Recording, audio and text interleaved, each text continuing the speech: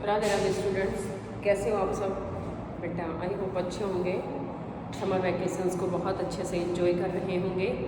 बेटा हमने circulatory system start किया था और सर्कुलेटरी सिस्टम में हमने पढ़ा था कि जो ब्लड होता है वो ब्लड वेन्स के थ्रू फ्लो करता है हमारी पूरी बॉडी के अंदर, हमारे हेड से लेके हमारे टो तक। तो बेटा हमने दो टाइप की ब्लड वेसल्स पढ़ी थी। हमने ब्लड वेसल्स पढ़ी थी बेटा टू टाइप्स की। हमने पढ़ा था आर्टरीज के बारे में, हमने पढ़ा था बेटा वेन्स के बारे में। आज हम इन दोनों के बारे में पढ़ना स्टार्ट करते हैं कि आर्टरी क्या होती है, बेटा वेन क्या होती है। मैंने बताया था कि आर्टरी का मतलब होता है कि जो प्योर ब्लड को लेके जाती है, और इसके अपोजिट वेन का मतलब होता है जो इम्प्योर ब्लड को लेके जाती है। बच्चों, प्योर ब्लड का मतलब होता है बेटा ऑक्सीजनेटेड ब्लड, और इम्प्योर ब्लड का मतलब होता है बेटा डीऑक्सीजनेटेड ब्लड।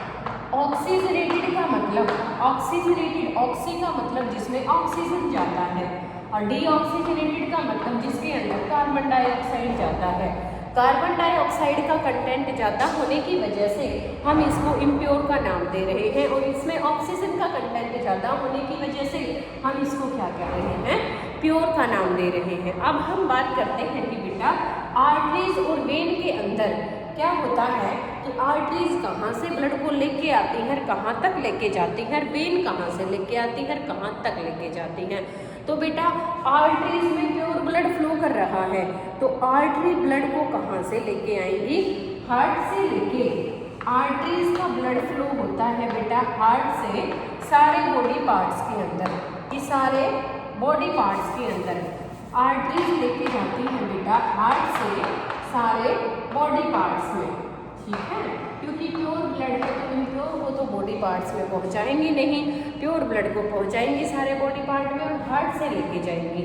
अब बात करते हैं बेटा वेन की, कि वेन्स कहाँ से ब्लड लेके जाती हैं। तो बेटा वेन्स क्या करती हैं, सारे बॉडी पार्ट से, और ब्लड को कहाँ तक लेके जाती हैं, हार्ट तक लेके जाती हैं। तो बेटा सारे बॉडी पार्ट्स से, जितने भी बॉडी पार्ट्स हैं, सारी सेल्स हैं, सबको ऑक्सीजन चाहिए। सारी body cells oxygen exchange of gases करती हैं, ऑक्सीजन को अपने अंदर लेती हैं और कार्बन डाइऑक्साइड को वापस क्या करती हैं, थ्रू आउट द मतलब पैसेज के थ्रू, रेस्पिरेटरी सिस्टम के पैसेज के थ्रू कार्बन डाइऑक्साइड को बाहर निकालते हैं। तो हार्ट से, बॉडी पार्ट से हार्ट तक जो इम्प्योर ब्लड जाएगा, जो वेस्टफुल ब्लड जाएगा, वो बेटा जाएगा वेन्स के थ्रू, ठीक है।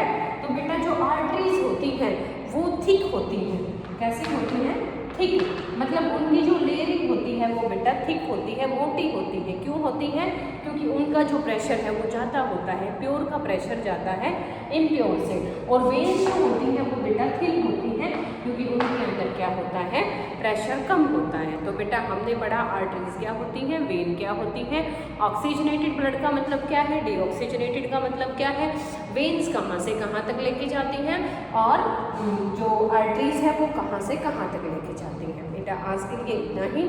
Thank you and have a nice day.